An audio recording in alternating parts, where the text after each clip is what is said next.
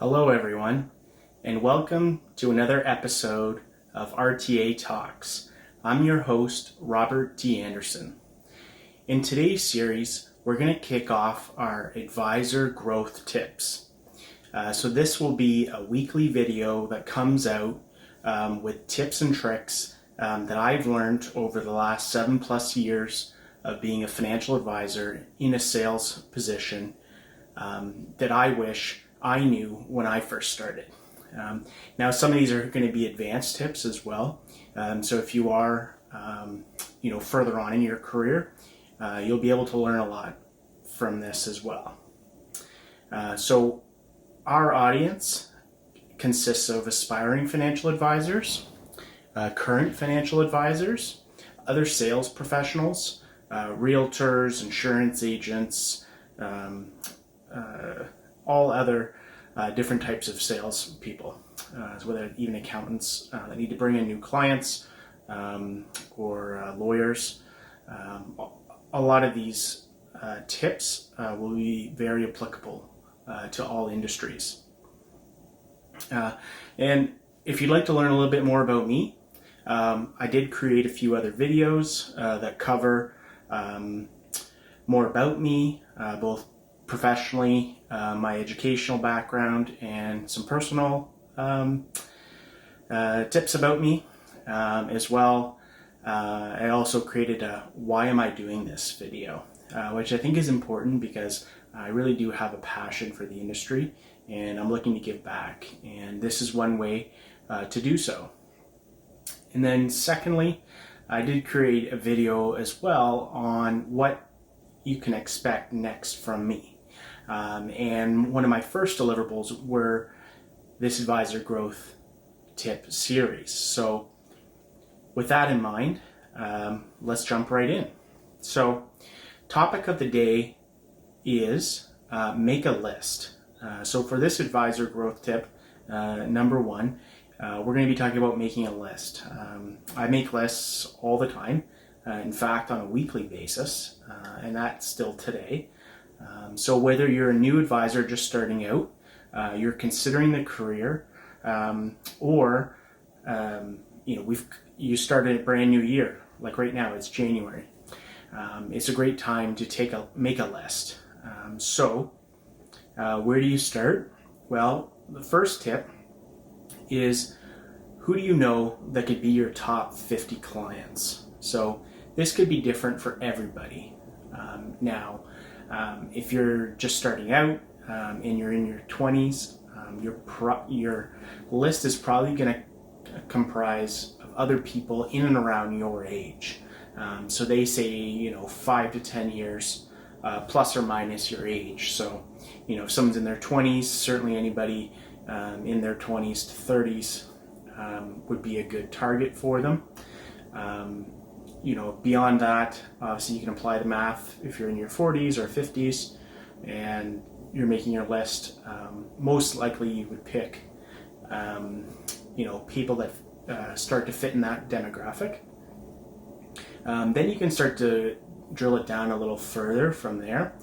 You can look at other attributes to further target that list.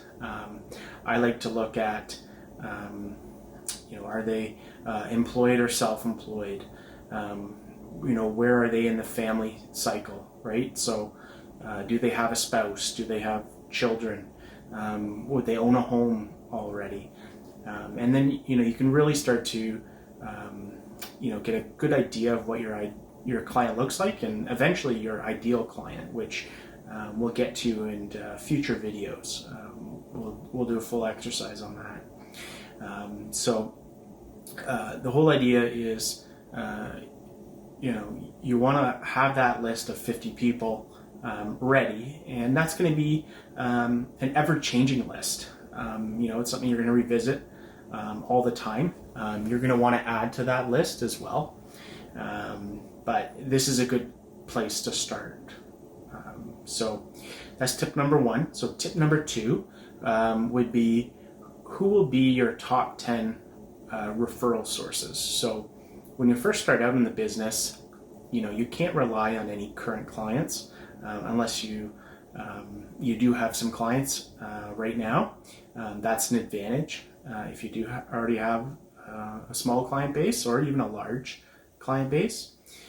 So who will be those 10 sources? Now, I don't like to put all my eggs in one basket, so you don't necessarily want them all to be clients. If they are all clients and it's a diverse group, that's strong. That's the best situation you can be in.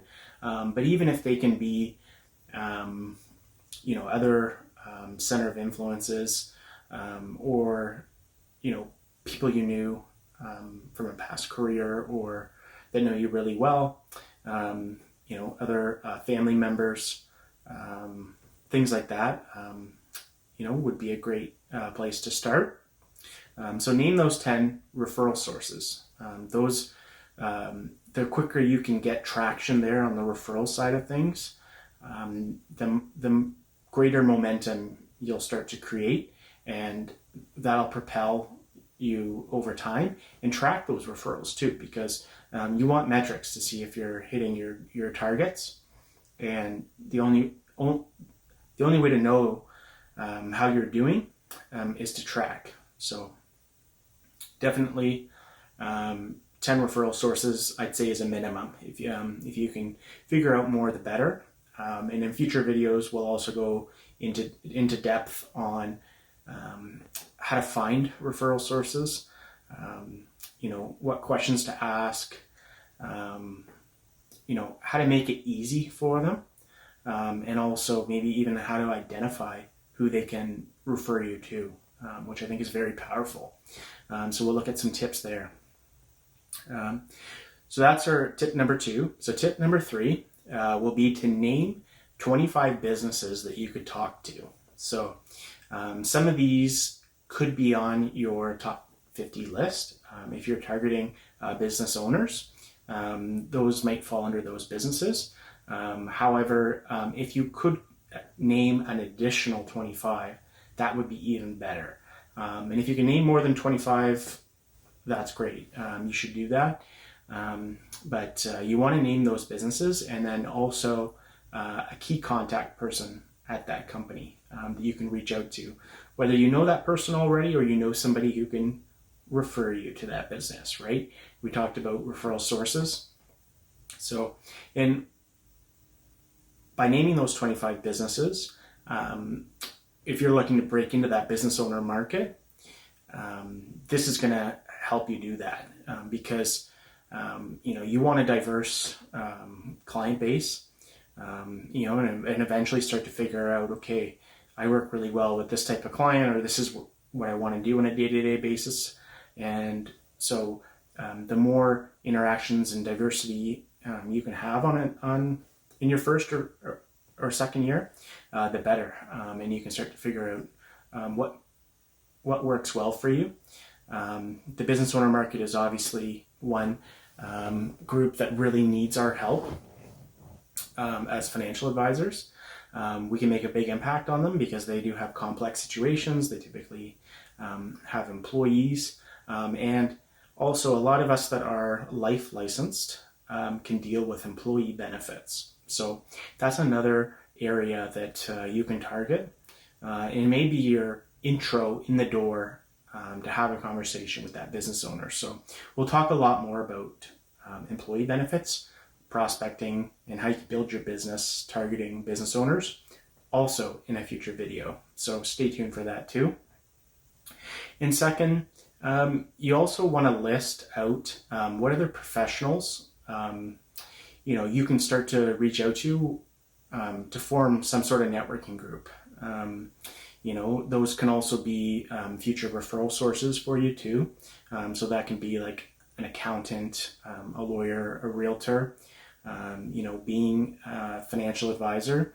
You're definitely going to want to know those individuals in those professions, because part of our due diligence is when we go through the financial planning process and uncover a need for, say, a client that doesn't have a will that should have a will, we should be able to provide a name or a couple of names for them to reach out to get that service taken care of, which is important when we're talking about the client's overall estate planning piece. So that's just a basic example of why you'd want to have those individuals, so that your client can say, oh wow, well, my advisor not only did my financial planning, helped me with investments, set up my insurance, but they were also able to introduce me to a good lawyer that I was able to have a good experience with. And that also gets them thinking, oh, well, when I have that conversation with my neighbor, who also needs an advisor, well, you not only are top of mind for that, but even if that neighbor asks for a lawyer, they could say, oh yeah, well, my financial advisor introduced me to a lawyer. And the neighbor could say, oh, what's your financial advisor's name? I might need to reach out to them too. So you never know. It's an industry of giving. And if you give, eventually, it'll come full circle back to you. So we hope you learned a lot today about, the importance of making a list. As you see, lists are ever evolving. So you're always going to want to make a new list. And we'll talk more about lists and the power of lists and how I put them together, what tools I use to create them and track them and change them over time. So please, if you haven't already, like this video, subscribe to my channel, RTA Talks. You can also find us on Twitter and Instagram at RTA Talks. We'd love to hear from you. You can comment below. Question of the day. So, have you ever made lists of potential prospects, clients you need to do meetings with? Let us know what's worked for you, and we'd love to hear from you. So thanks again for watching this video, and we'll see you in the next video. Thank you.